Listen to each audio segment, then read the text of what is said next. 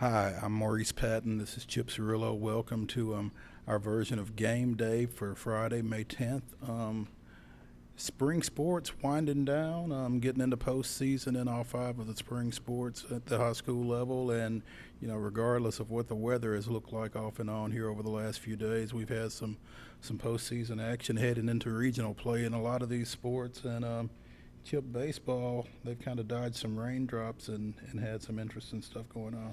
Yeah, like you said, it's turning time. But I guess one team I should bring up first because they really caught my eye is Cookeville.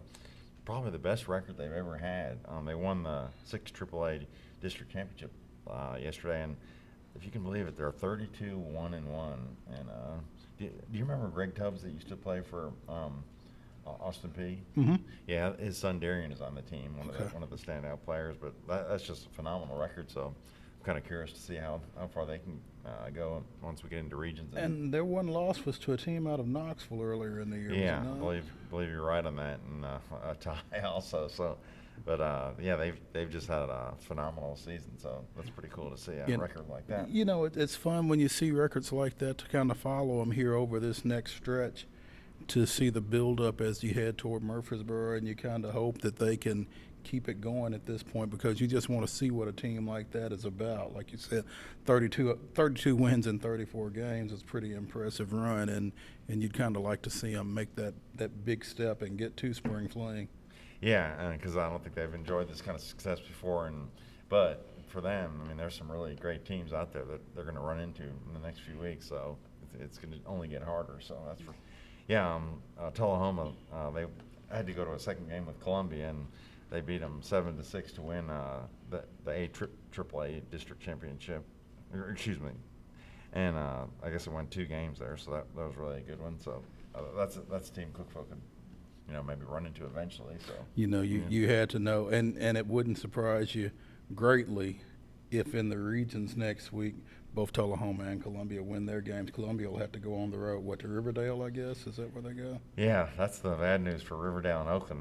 They've got to run into Columbia and Tullahoma, and with Justice Sheffield pitching one of those games and Hayden Stone for Columbia. I mean, those are probably the 2 guys you at least want to face in the And postseason. I was talking to some folks last night, and there seems to be a lot of parity, or there seems to have been a lot of parity in that District 7 AAA, and Riverdale and Oakland coming out. But like I said, Columbia and Tullahoma have played so much this year, and it wouldn't surprise you at all to see them play again next week in those region finals. No disrespect to Riverdale or Oakland, but these guys have both these teams have been pretty good for a pretty good while. Yeah, both their pitchers have signed with Vandy, and both coaches think they'll end up in the major league someday.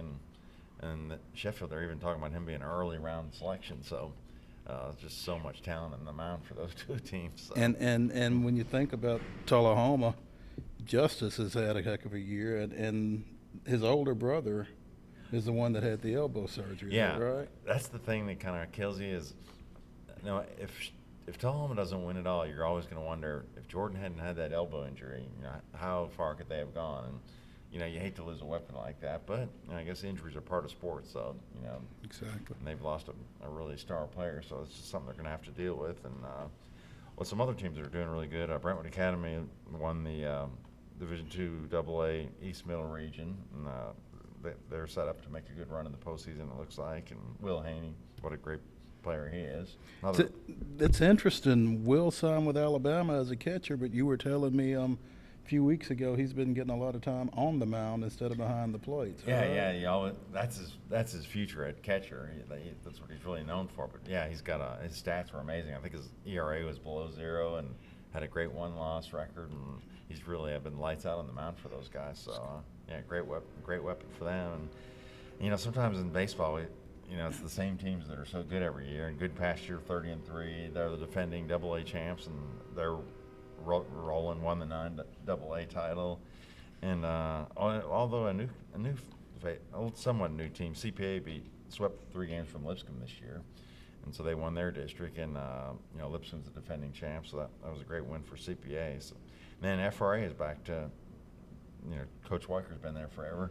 And they're having a great year, 25-4, and they got a lefty named Matt. His song is signed with South Carolina Aiken. He's like 8-0, and another ERA below 1, and he's been great for them. Great. 11 AAA has had with the weather and everything, has kind of got an interesting dilemma going on between the weather and the fact that their regular season champ automatically advances regardless of tournament results. So now that I'll set you up, go ahead. Yeah, and today Ravenwood and Centennial are battling for that spot, and we were talking earlier about a former Centennial player, Tony Kemp, doing great for Vanderbilt, and we remember his brother was also really good, so a lot of good baseball in that family. And Ravenwood and Centennial tonight. We'll see who wins that one. And with Brentwood having already won that regular season championship, Brentwood advances to the region regardless. I think Centennial knocked them out in the losers bracket final earlier yesterday, and then beat Ravenwood 5-4 to force this second game, weather permitting, whenever it gets played. And that's going to be a loser leave town situation, basically. Only one of them advances, and I'm not sure if they will go. Will they go as the number one and Brentwood as the number two, or will Brentwood still go as the number one? How does that work? I'm not for sure. It's a little confusing because all these districts and all these sports have different rules for how they set it up. So it's kind of confusing going back and forth. Yeah. Softball is heading into regional play as well. For the most part, a lot of those teams are set up, not all of them just yet. In Region 6 AAA next week, you'll have McGavock going to Ravenwood. Ravenwood beat Franklin in the 11 AAA finals yesterday. Overton beat McGavock in the District 12 AAA finals. So McGavock goes to Ravenwood on Monday. Franklin goes to Overton, and those region semifinals will be on Monday. Also, in Region 5 AAA, Dixon County lost to Clarksville in District 10 AAA in those finals. So Clarksville will host the loser of Mount Juliet and Wilson Central in the 9 AAA finals. Mount Juliet knocked off Beach, and Beach had been to every state tournament since 2007. I guess that's what, 6 straight. Wow.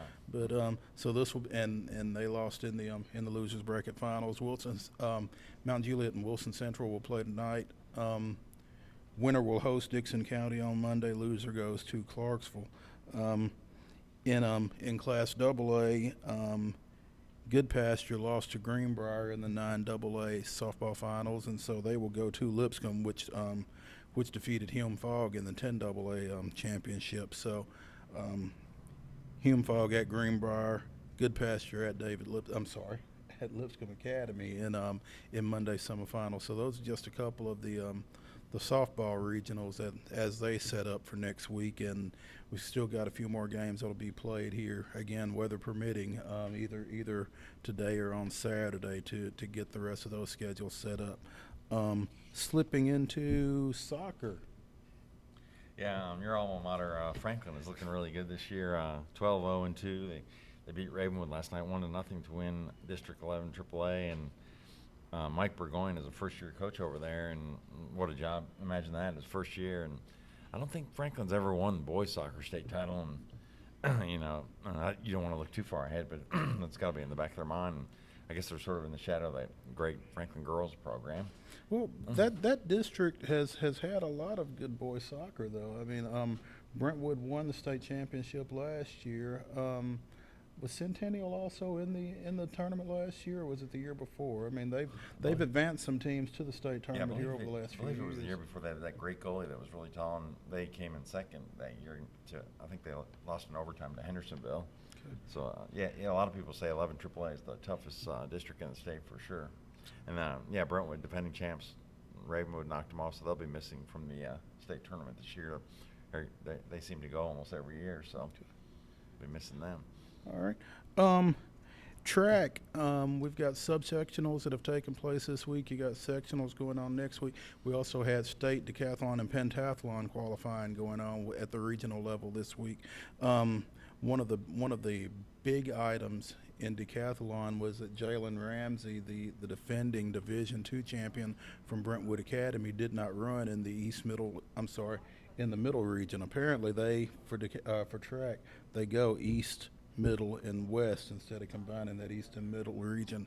So Jalen did not participate in the middle region decathlon due to an injury.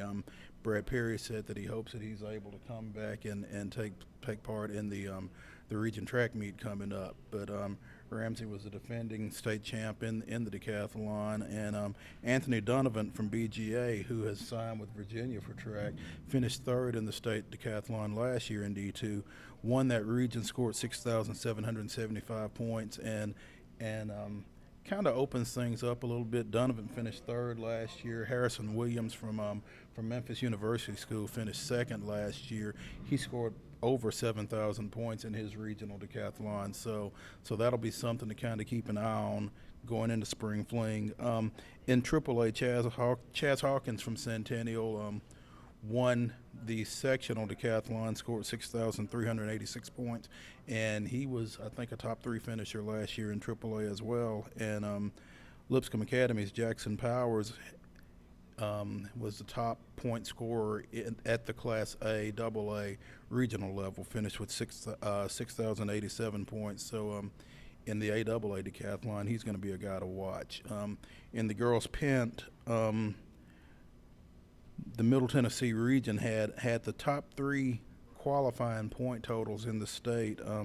Paige Farrell Davis from MLK scored 2,991 points to win the region. Jada Karbeem from East Nashville, who is signed with Prairie View, scored 2,969 points. She was the number 2 finisher in the region, and the top 2 placers from each region advance.